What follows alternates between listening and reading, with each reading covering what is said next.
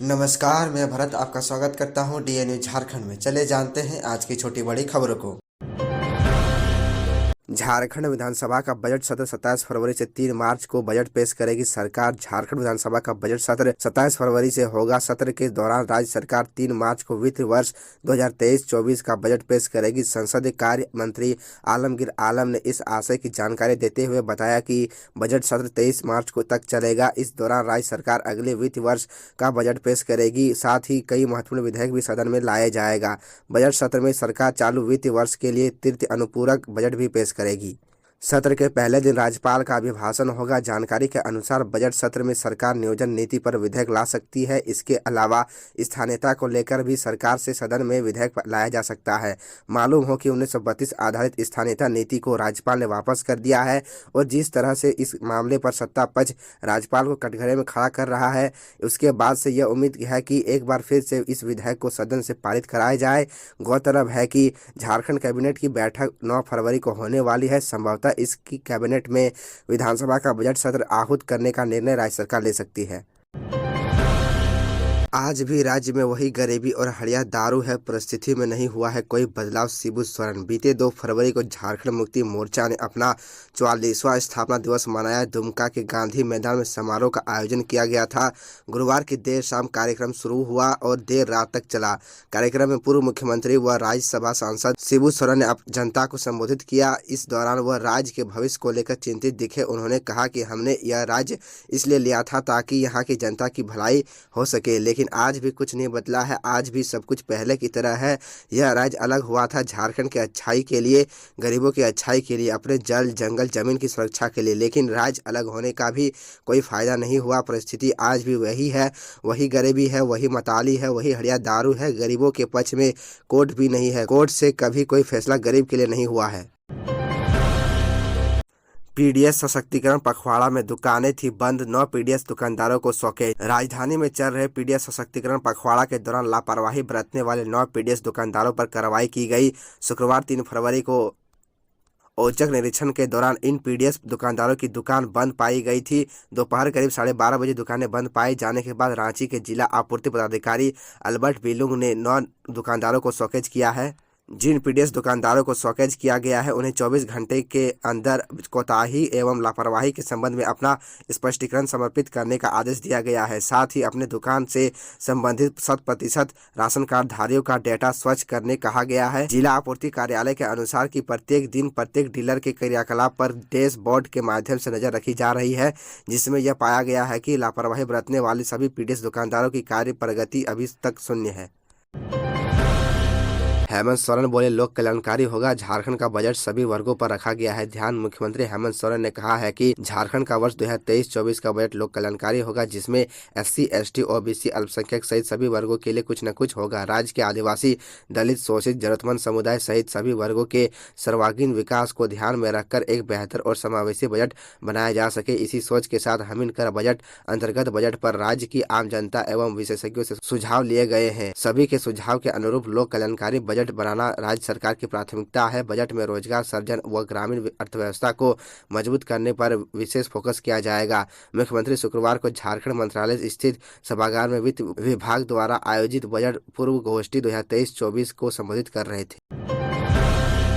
Jharkhand high court ने Deoghar airport पर जल्द नाइट लैंडिंग शुरू करने का दिया आदेश। सांसद की याचिका पर हुई सुनवाई। झारखंड हाईकोर्ट की acting chief justice Aparesh Kumar Singh व जस्टिस दीपक रोशन की खंडपीठ में देवघर एयरपोर्ट पर नाइट लैंडिंग शुरू करने को लेकर सांसद निशिकांत दुबे की ओर से दाखिल याचिका पर सुनवाई हुई। सुनवाई के बाद अदालत ने केंद्र और राज्य सरकार को निर्देश दिया कि देवघर एयरपोर्ट पर जल्द से जल्द नाइट लैंडिंग की सुविधा शुरू की जाए। अदालत ने कहा कि 7 फरवरी तक केंद्र सरकार द्वारा एयरपोर्ट के आसपास ऊंचे भवनों के मालिकों को फ्लोर तोड़ने के लिए नोटिस जारी किया जाए। इसको 2-3 दिन बाद भवन मालिक एयरपोर्ट निदेशक के यहां से संबंधित मुआवजा प्राप्त कर लेंगे। केंद्र के नोटिस जारी करने तत्काल बाद डीसी की ओर से जारी नोटिस को वापस ले लिया जाएगा। कोर्ट ने मामले में अगली सुनवाई 10 फरवरी को निर्धारित की है।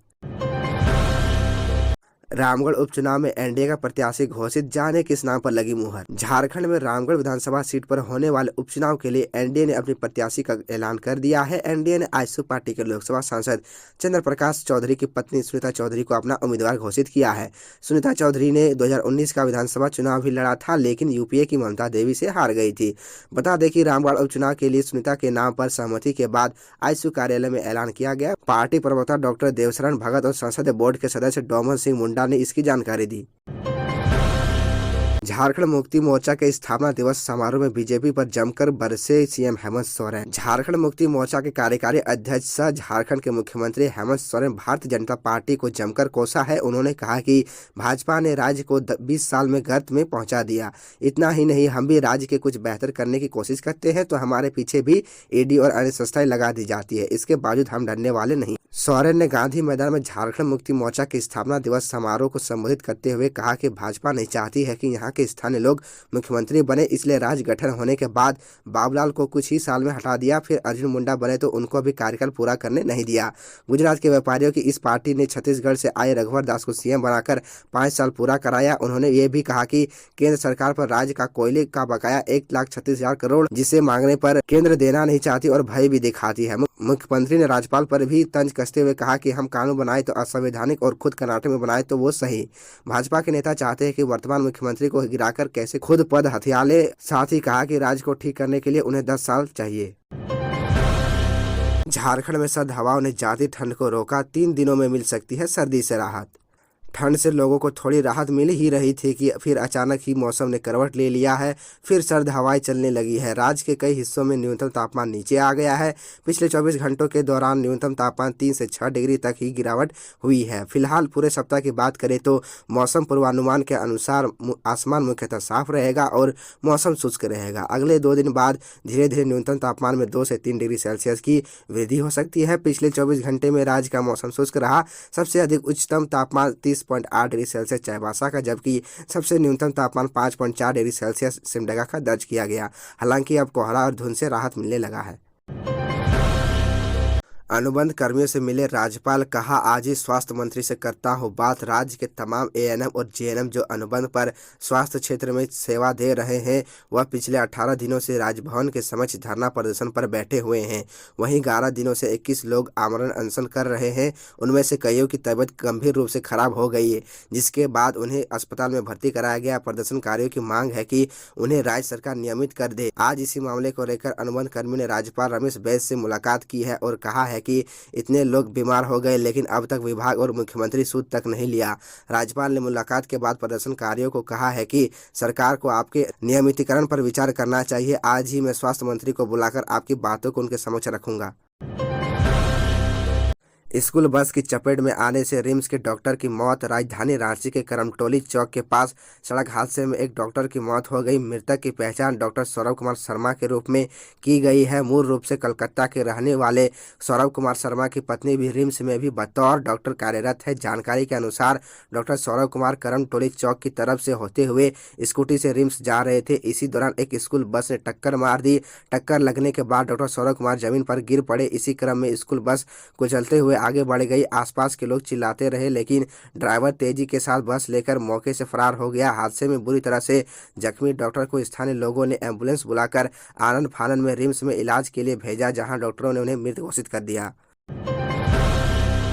झारखंड आकस्मिकता निधि विधेयक 2022 और झारखंड राज्य कृषि उपज एवं पशुधन विपणन विधेयक 2022 को राज्यपाल से मिली मंजूरी। राज्यपाल रमेश बैस ने शुक्रवार को झारखंड विधानसभा से पारित झारखंड आकस्मिकता निधि विधेयक 2022 और झारखंड राज्य कृषि उपज एवं पशुधन विपणन विधेयक 2022 पर अपनी स्वीकृति प्रदान की है। आकस्मिकता निधि विधेयक के द्वारा अब राज्य की आकस्मिक निधि से निकासी की राशि 500 करोड़ रुपए से बढ़ाकर 1200 करोड़ रुपए तक की कर दी गई है।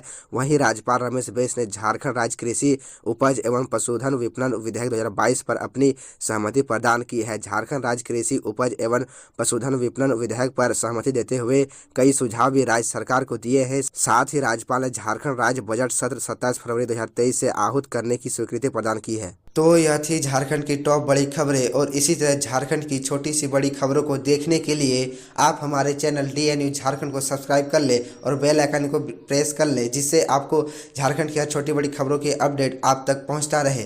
तो आज के लिए इतना ही, हमें दीजिए इजाज़त, फिर मिलते हैं आपसे अगले वीडियो में।